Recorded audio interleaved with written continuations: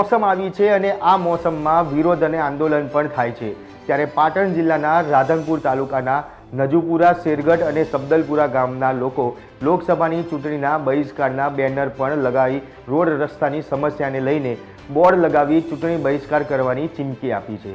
આ રસ્તાનું સમારકામ કરવા અનેક વખત રજૂઆતો કરવા છતાં કોઈ ઉકેલ ના આવતા આખરે ગ્રામજનોએ બહિષ્કાર કરવાનું રણસિંગુ ફૂંક્યું છે।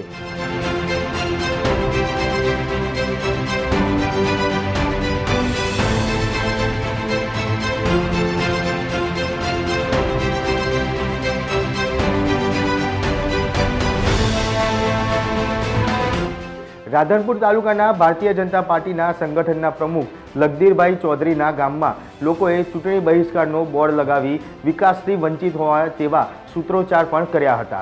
રાધનપુર તાલુકાના ગામના વિસ્તારોની આ અંદર સાંસદ સભ્ય વિકાસની વાતો કરી રહ્યા છે પરંતુ ગ્રામજનોને આરોપ લગાવ્યો છે કે અહીંયા કોઈ વિકાસ થયો જ નથી। એક બાજુ મોદી સાહેબની ગેરંટીની વાતો તો બીજી બાજુ લોકો મતદાનનો બહિષ્કાર કરી રહ્યા છે।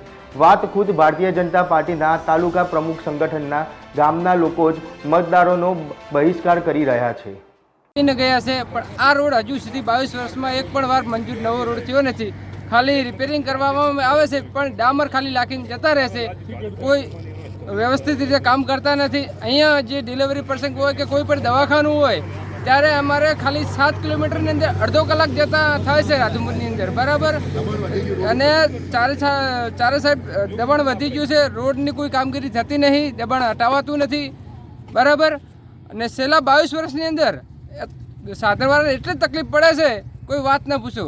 લોકો નેતાઓ ધારાસભ્ય આવે છે, લોકસભાના સાંસદ પણ આવે છે પણ કોઈ વાત સાંભળતા નથી, કહે છે આશ્વાસન આપીને જતા રહેશો। હવે પછી અમારા 5 ગામ સબદલપુરા, 2 સબદલપુરા, 2 નજુપુરા અને 1 શેરગઢ 5 ગામ ચૂંટણીનો અમે બહિષ્કાર કરીશું।